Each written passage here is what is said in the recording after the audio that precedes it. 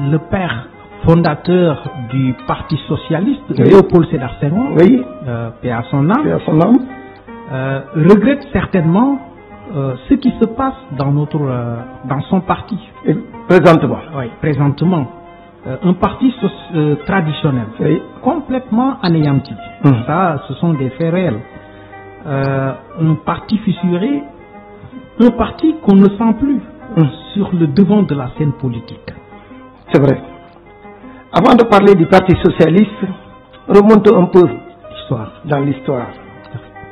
Alors, avant le Parti socialiste, il y avait l'UPS. Union pour le renouveau, Union progressiste sénégalaise. Qui a été créée, je crois, en 1958. Les Senghor, les Mamadou Dia et consorts. Tout à fait. Alors donc, en 1960, ils ont obtenu l'indépendance. 63, il y a eu ces problèmes que vous connaissez, 62-63, ces problèmes que vous connaissez entre Mamadou Dia et Senghor, où il y a la main du colonisateur. Tout à fait. Donc il y a eu des problèmes. Donc Senghor, en 1963, il a organisé une élection présidentielle dont il était le seul candidat. Parce que avant l'élection présidentielle de 63, il avait dissous le PAI qui existait. Tout à fait. Donc lorsqu'il a dissous le PAI, il ne restait que l'Union pour le renouveau, l'Union progressiste sénégalaise. C'était un parti unique. L'UPS. Cette élection en 1963, il était le seul candidat. Je crois qu'il a même obtenu 99% des voix. Alors, donc après cette élection,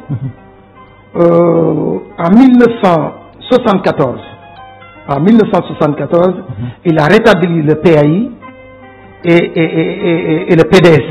Il a accepté la création du PDS. Et l'UPS, ça avait l'air de multipartisme. Pourquoi? Parce que Senghor voulait entrer dans l'international socialiste. Tout à fait. C'est en 1976 qu'ils ont modifié l'UPS pour en faire le Parti socialiste. Parce qu'ils voulaient entrer, comme je l'ai dit tout à l'heure, dans l'international socialiste. C'est en 1976 qu'on a créé le Parti socialiste. Mais c'était un grand parti. Tu sais pourquoi? Parce qu'il était installé, organisé partout, structuré, de la base au sommet. Au sommet, tout à fait. De la base au sommet. Les villages, les comités, les sections, les coordinations, l'union régionale, le comité central, le bureau politique. Donc c'était tellement organisé que le village le plus reculé, il y a un responsable politique qui dirige un comité. Il a perduré sur la scène politique. Oui, là aussi, je vais vous expliquer pourquoi. Parce que Senghor nous a légué un grand parti, bien organisé, bien structuré. C'est ce qu'il a fait. D'ailleurs, en donnant le pouvoir à Abdou Diouf, en 1980, il ne lui a pas donné le parti. Il avait gardé le parti. Il a tout simplement donné le pouvoir avec l'article 35 que vous connaissez, je crois. Tout à fait. Vous connaissez l'histoire de l'article 35. Tout à fait. Beaucoup de gens ne maîtrisent pas ça. Alors donc, il avait gardé le parti. Mais Abdou Diouf, avec ses alliés, ses amis et consorts, il a dit que c'est pas possible que je puisse quand même diriger ce pays sans avoir le parti, l'appareil politique. Politique, tout à fait. Bon, les gens ont négocié avec Senghor, parce que Senghor aussi était fâché contre Diouf. Pourquoi? Parce que Senghor voulait que Diouf prenne Moustapha Niasse comme son premier ministre. Ok. C'est pas ce que Diouf a fait. Diouf a pris Habib Thiam à la place. son propre ami. Son propre ami. Et ça a fâché Léopold Sédar Senghor. Il a gardé le parti. Il voulait même reprendre le parti et, en tant que dirigeant. Mais bon, les négociateurs sont passés par là. Après, il a lâché. Mais c'est Abdou Diouf lui-même qui a sabordé le Parti socialiste en 1996 avec le congrès sans débat. Il nous a imposé Ousmane Tanor Dieng en voulant, en écartant les Djibo Ka, les Moustapha Niasse, etc. Tous ces gens-là, tous ces membres fondateurs pratiquement du Parti socialiste. Est-ce que c'est ce qui a amené à cette fissure-là, à cette première fissure-là, où Moustapha Niasse est allé créer son propre parti et Djibo Laïtika? Mais bien sûr, c'est bien sûr.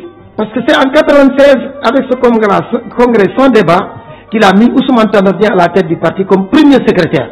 Lui, il garde le poste de secrétaire général, il met Ousmane Tanor Dieng comme il donne Ousmane Tanor Dieng le poste de premier secrétaire. C'est-à-dire, c'était une façon de lui donner le parti petit à petit. Tout à fait. Parce que c'est à partir de 1993, avec l'élection présidentielle de 1993, qu'il a fait de Ousmane Tanor Dieng son directeur de campagne. On avait compris ce qui allait se préparer.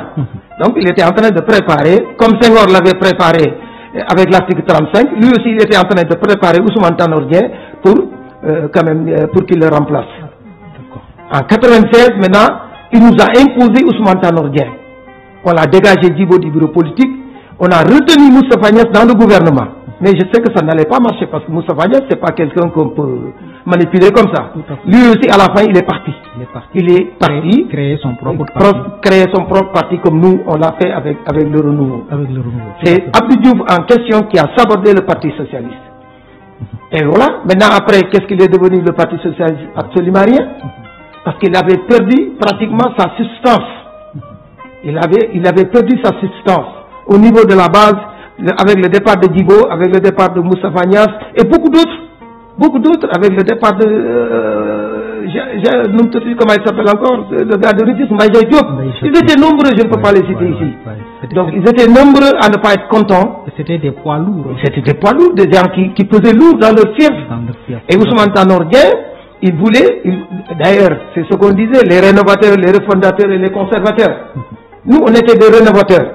Nous, les gars de Djibo, on était des rénovateurs. Tout à fait. Ousmane Tanor Dieng et ses éléments, c'était des refondateurs.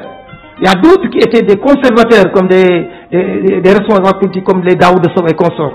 Les anciens du Parti socialiste, de l'UPS, eux, c'était des conservateurs. Donc il y avait trois tranches. Donc c'est ça qui a déchiqueté le parti. Ils sont partis, d'ailleurs, c'est à cause de ce départ, c'est à cause du départ de Djibo Ka qu'Ablaïat en a profité pour prendre le pouvoir. Donc c'est Ousmane Tanor Dieng en question, autant pour moi, c'est Abdou Diouf en question qui a commencé d'abord à saborder le Parti socialiste. Ousmane Tanor Dieng lui aussi, il est venu, il a écarté tous les pontes d'antan, il a essayé de mettre de nouveaux pions pour quand même assurer sa gestion. Okay. Mais tout juste après Tanor, c'est Aminata Mbengue Ndiaye qui gère. Ça, ce qui s'est passé, c'est du n'importe quoi. Parce que Aminata Mbengue Ndiaye, personne ne l'a élu. Elle n'a pas été élue. Si je peux me permettre d'ailleurs, c'est Macky Sall qui l'a mise, comment dirais-je. Imposée. Non, c'est ça. Okay. Parce que présentement, le Parti socialiste n'a pas de leadership. Il n'a pas de leadership. Parce que tous les Khalifa Sall et autres étaient... Justement, ce qu'il devrait faire, c'est de rester avec Khalifa Sall pour quand même conserver le parti. Parce que Khalifa Sall est beaucoup plus authentique que tous ces gens-là. Mbaye Thiam... lui, il est venu après. Si c'est Mbaye Thiam là, lui, il est venu après. Lui, c'était un élément de Moustapha Niasse. C'est Moustapha Niasse qui a façonné Serigne Mbaye Thiam. Okay. Donc lui, il n'est pas un membre fondateur du Parti socialiste. Il n'est pas un membre comme authentique du Parti socialiste. C'est Moustapha Niasse qui l'a formaté. Okay. Et il y a deux élections vont passer. Hein, oui. La dernière élection présidentielle. Alors, deux élections vont passer sans le Parti socialiste, complètement migré dans une coalition.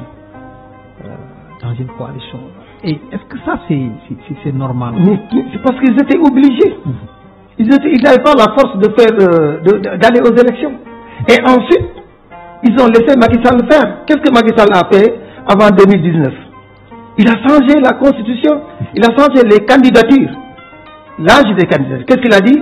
Pour être candidat maintenant, il faut avoir minimum 35 ans, maximum 75 ans. 75 ans. Et ils avaient tous plus de 75 ans.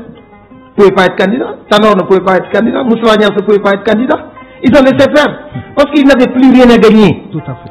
À part leurs intérêts personnels. C'était une question de survie. Et jusqu'à présent, c'est ça qui se passe au Parti Socialiste. Ok. Passons du Parti Socialiste. Maintenant, nous allons voir avec le PDS. Oui.